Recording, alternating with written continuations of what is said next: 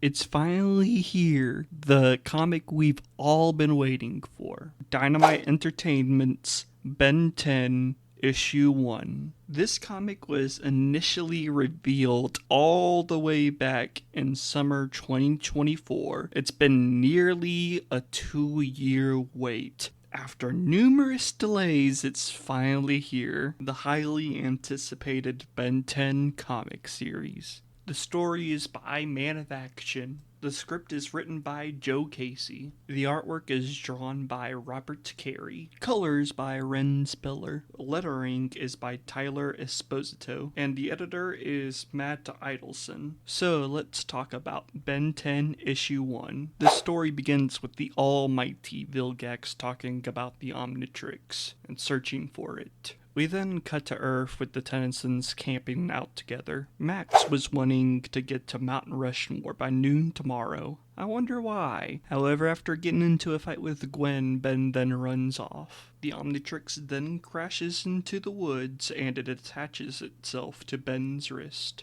The military is also here, led by Colonel Rosum. Ben runs into a bear and turns into forearms to fight it. And he calls the bear Freddy Fazbear. So does that mean that Kellen Goth is canon to Ben 10 now? That's incredible. However, the fight doesn't last long as the Omnitrix powers down and Ben reverts back to human form. Ben begs the Omnitrix to listen to him, to turn him back into alien form so he can take down the bear. And he thinks the watch actually heard him, and he turned into Heat Blast. Ben now warns the bear to stay away from him as he can't control his new Pyronite powers, and causes a huge burst of fire, burning the bear, causing it to run off. Ben runs off as he expects the Omni guys to be on his trail now. They report the incident in as some kind of localized heat blast. So I guess the army names Ben's alien this time around. That's kind of fun.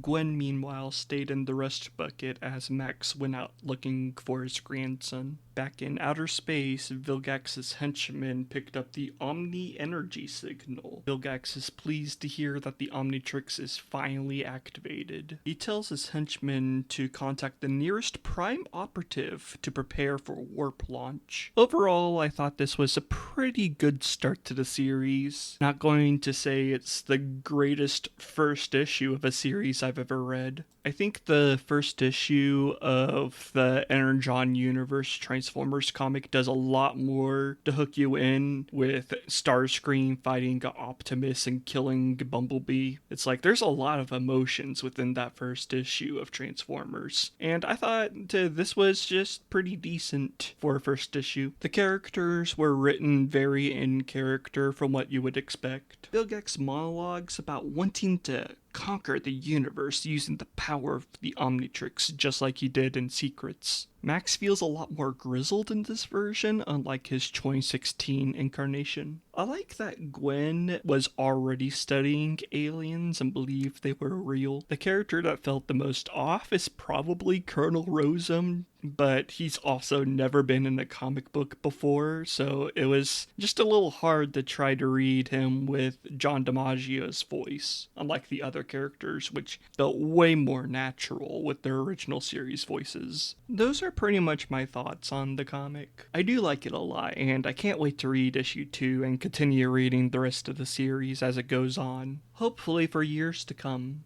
Please support the official release, buy the comic, go to your local comic shop and tell them to order the rest of the Ben 10 series. If this is as successful as the Thundercats comic, we can see a lot of Ben 10 spin-off series for years to come. This book needs to stay on comic store shelves for a long time. But yeah, that's all I have to say in this video. If you want to talk about the comic with me, you can join my Discord server, link in the description and in the pinned comment. If you want to watch another video, I got a bunch of Ben 10 videos on the channel you can check out now. Alright, bye.